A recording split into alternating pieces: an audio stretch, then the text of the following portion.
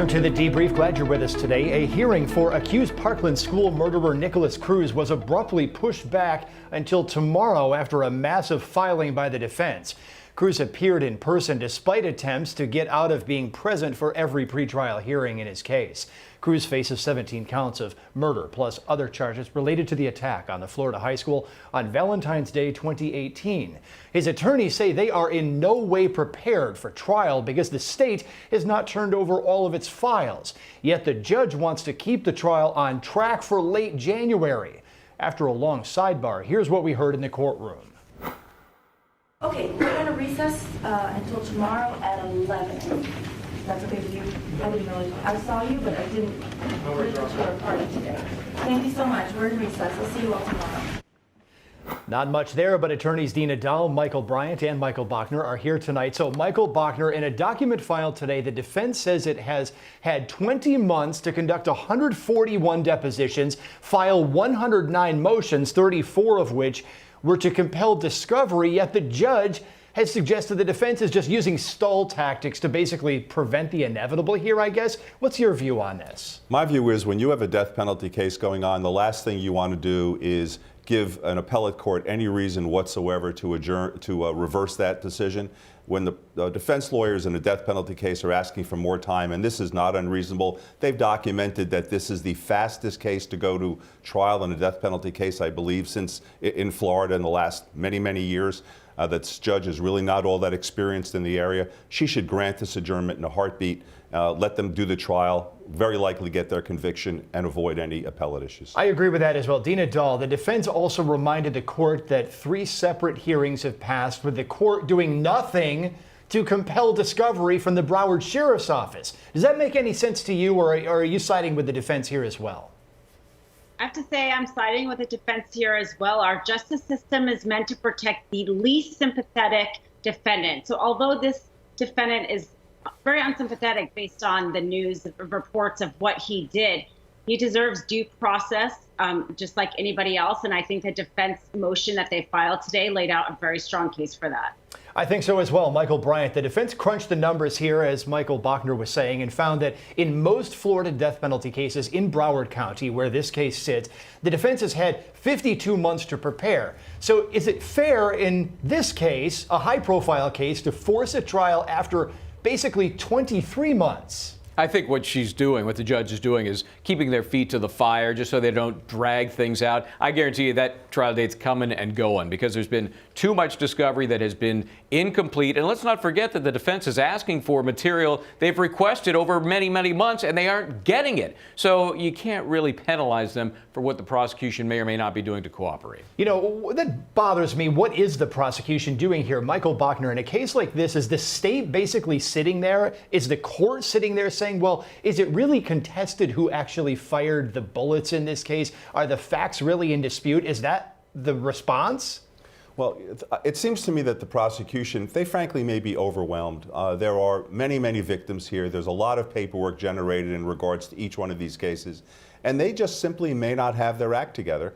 And it may be their position. We're just going to push this thing forward and worry about it later. But that's just a horrible attitude to have in a death penalty case. Frankly, there's millions of dollars being spent to prosecute this case. You don't want to do it twice. Remember, the defense said, we'll turn around and plead guilty if you take the death penalty off the table. The state hasn't done it, and the state is the one pushing forward. We await an official response from the state in that case. We will bring it to you if and when we get it. Let's move on now. A Texas grand jury has indicted 3 men for allegedly shooting and killing a witness who testified in the high-profile trial of police officer Amber Geiger. 28-year-old Joshua Brown was shot and killed on October 4th, just days after he took the stand here and broke down while testifying in Geiger's trial. Brown lived across the hall from shooting victim Botham Jean.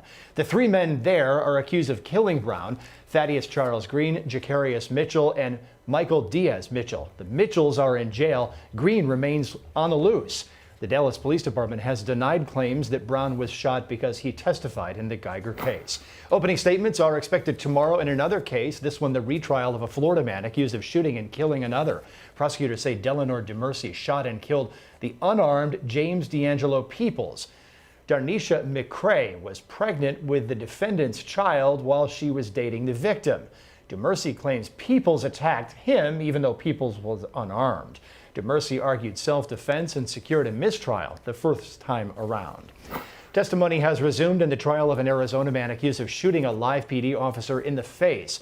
Ramon Bueno is the defendant. Trooper James Casey, the victim who survived. Casey is slated to testify in this case. The state says Bueno fired from the rear of a car and struck Casey, but the witnesses have not agreed on exactly where the shooter was sitting. Trooper Casey was rushed to the hospital after that shooting. The emergency room doctor who performed life-saving surgeries on the trooper described his wounds. It went into his mouth, through his the top part of his mouth, and then back into this area over here. And what area are you referring to now? This area would be right in front of his spinal cord. So what we did was we went in through where the bullet had went through, explored that area to find what was hemorrhaging, as well as we had to go into his mouth to get the control of the bleeding. And then there was some fragments within the wound that we took out. It was pretty close to his spinal cord, and if it continued to go further back, that would cause more damage. So part of what we were doing on the CAT scan and when we explored it was to look how far it went in. We always worry that injuries to this area are pretty life-threatening right off the bat and can be very, either cause immediate death or cause long-term outcomes if the patients survive. The emergency room doctor credits the quick thinking of the responding officers with helping to save Trooper Casey's life. The amount of hemorrhage that was occurring and that there's a high risk that the blood that was coming into his mouth was slowly or entering his trachea and then down into his lungs. This causes quite a bit of damage to the lungs and impairs the body's ability to bring oxygen. Knowing that Ronaldo Cruz, another officer on scene, was assisting in clearing out mouth area of Trooper Casey, would that have helped to have saved his life? Yes, because during that whole time, with the amount of bleeding that was occurring, he would have probably either swallowed or aspirated that into his lungs, and that could have easily choked him and not have the ability to breathe at that point. The lead investigator on the case describes speaking with those responding officers immediately following the shooting. I conducted the walkthrough with Officer Alfano. He was shaken up during the walkthrough, but was able to answer some of the questions I had asked him relating to the shooting. He advised me that he was at a different location, received a car-to-car request from Officer Casey to respond to his location because he was on a traffic stop with several occupants in a vehicle. Did he answer all your questions as best he could? As best he could, yes. Did he refuse to answer any questions? No, he did not. And it appears here that you then did the walkthrough with Ronaldo Cruz, correct? Yes. Was he cooperative? Yes, he was. What was his demeanor throughout the walkthrough?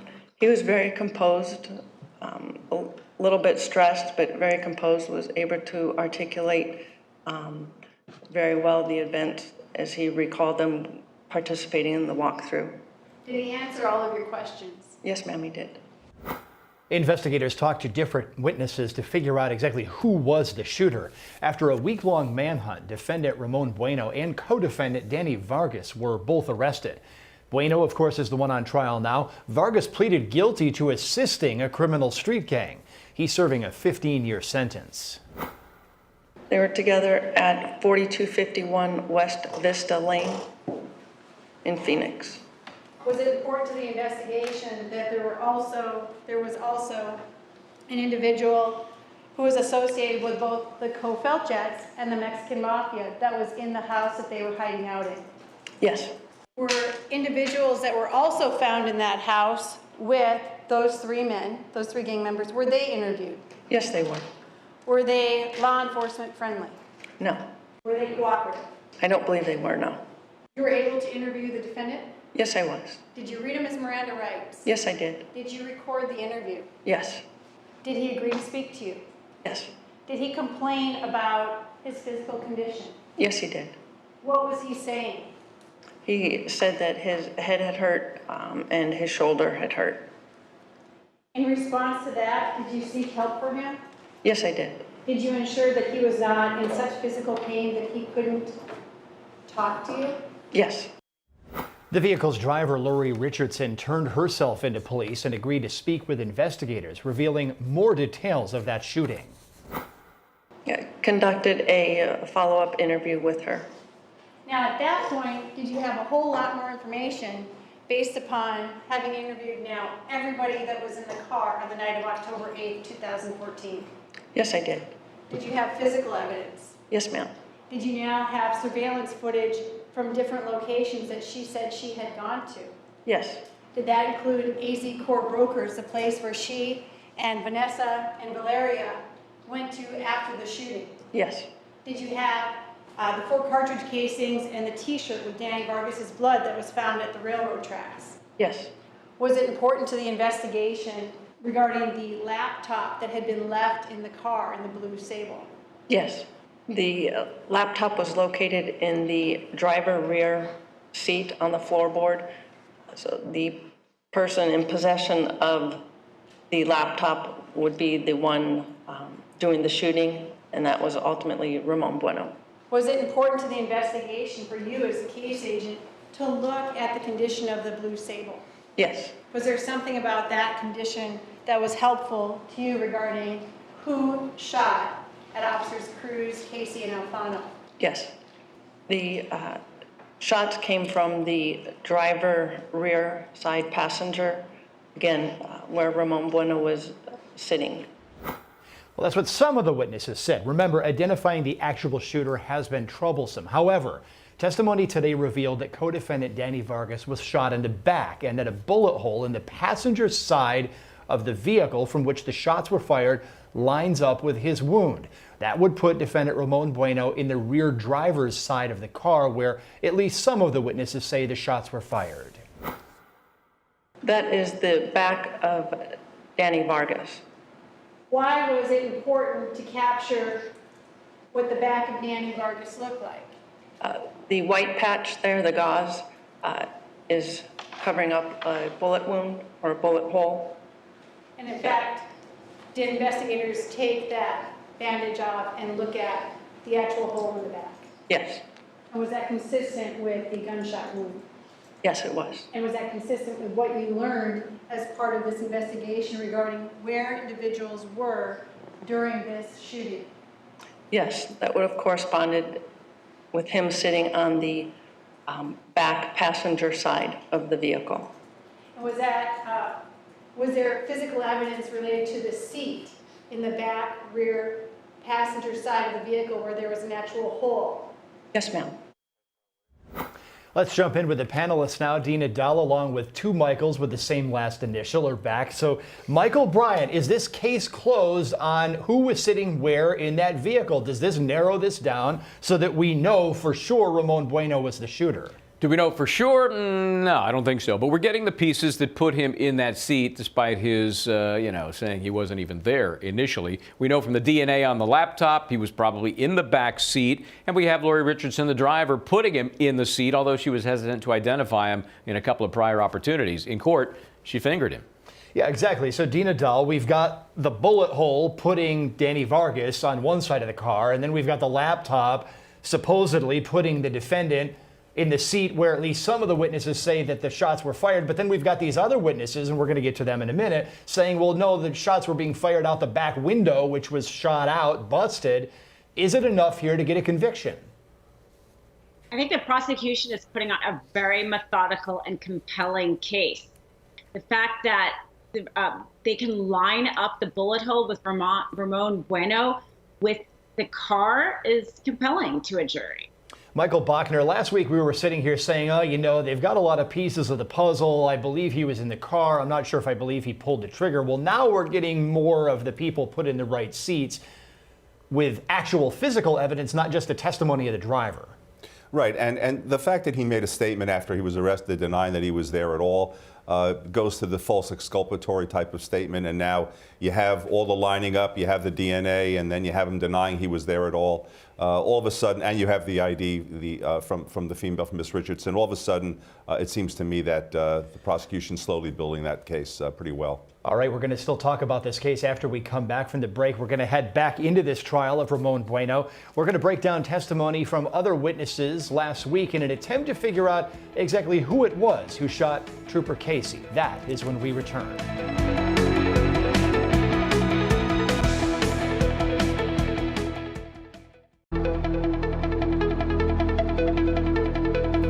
go back now to the trial of Ramon Bueno, where a woman named Lori Richardson testified she was driving the car from which the shots were fired. She pleaded guilty to hindering prosecution, but will only receive probation in return for her testimony in this case.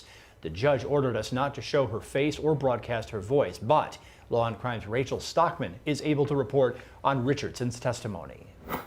Lori Richardson says on the night in question, she agreed to give a few people she didn't know a ride in exchange for gas money. The passengers put a crate in her trunk and told her where to drive. When Trooper James Casey pulled them over, Richardson said her male passenger said, "I'm not going back in." 2 more officers arrived. Richardson says she heard a loud noise, and then the male passenger told Richardson to start the effing car. She says she only saw a silhouette of a gun. Bullets were flying as Richardson drove away. 2 of the passengers jumped out of her car. She ultimately abandoned her car at a vacant house. A few days later, a friend convinced her to call police. Richardson admits she didn't tell investigators the truth at first. She did name defendant Ramon Bueno to authorities, but did not directly ID him as the shooter. She did say the shooter was sitting directly behind her. When asked if Trooper Casey did anything to prompt being shot, Richardson said, no, he was actually really nice.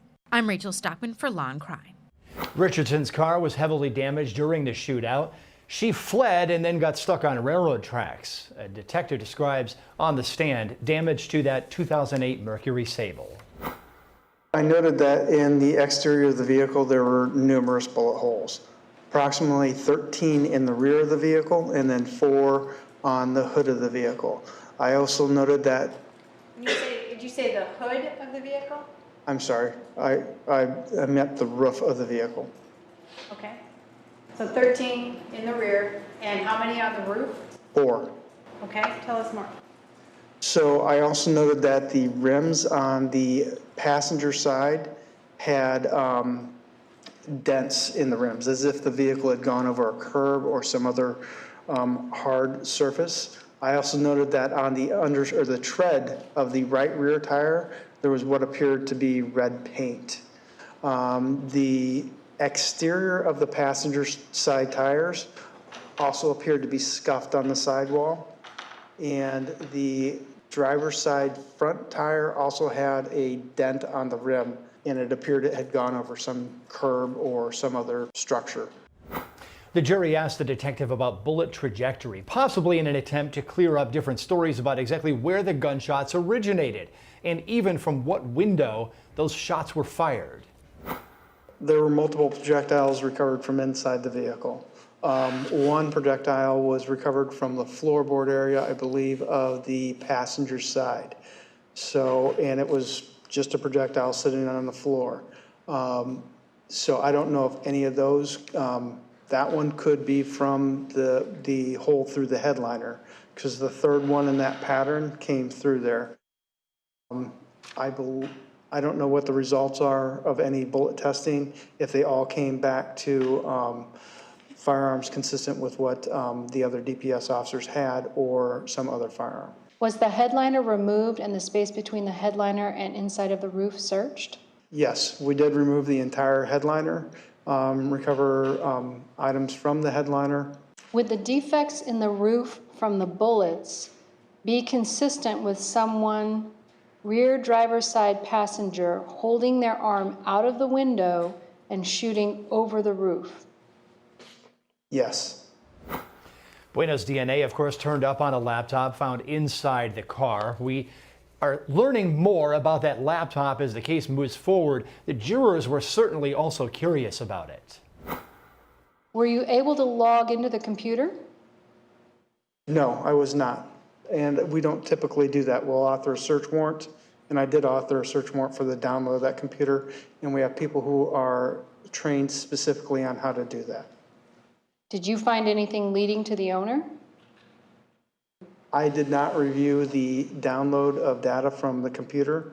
The case agent, I believe, reviewed the download, but from my recollection, the amount of information that we could get from a Chromebook was very limited. The Chromebooks only hold a very small amount of information on the actual device, and most of the information is held in the cloud or in Google. Our full panel is back to close out the broadcast. Michael Bachner, Michael Bryant, Dina Dahl. Dina, I'll start with you. So we've learned more about that laptop. We've got this defendant, Ramon Bueno's DNA on it. So even though the data download might not tell us much, it looks like it was his laptop, and it was found in the driver's side rear seat in the vehicle. And of course, some of the witnesses say that's where the shots were fired. So again, are we closing in on this guy, or is there still doubt here? I think we're closing in on him. The fact that there's DNA on a possession of his that's in the car is definitely persuasive. I don't know why there wasn't any interesting data that they were able to uncover to tie it to him. That's a bit puzzling, but I think they are closing in on him. Like I said, I think the prosecution is doing a good, methodical job here.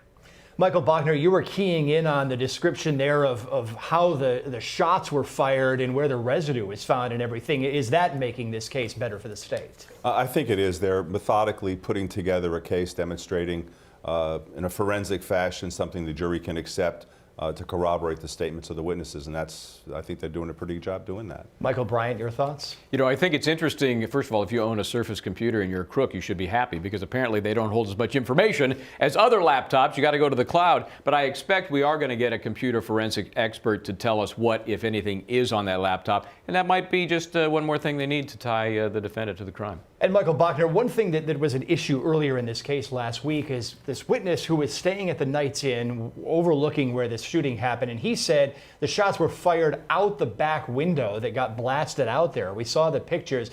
The police are saying, no, they were fired out the side window. So who does the jury believe? I'm not so sure they have to disbelieve the police in order to believe this fellow. I think he's somebody who saw the incident from a distance. It was certainly an uncomfortable position for him to be in, to say the least. And he's doing his best to try and relate what he thinks he saw. But this is not something easily relatable. I think the significance of his testimony is just to demonstrate the event itself and corroborating that the police, in fact, appear not to have been the aggressors. So the state can argue over that. Well, we'll wait and see how the state tries to clear that up. The rest of the case, I agree, is getting a lot stronger. Thanks a lot to the panel. That's all the time we have tonight here on The Debrief. We'll see you back tomorrow at 5 p.m. Eastern.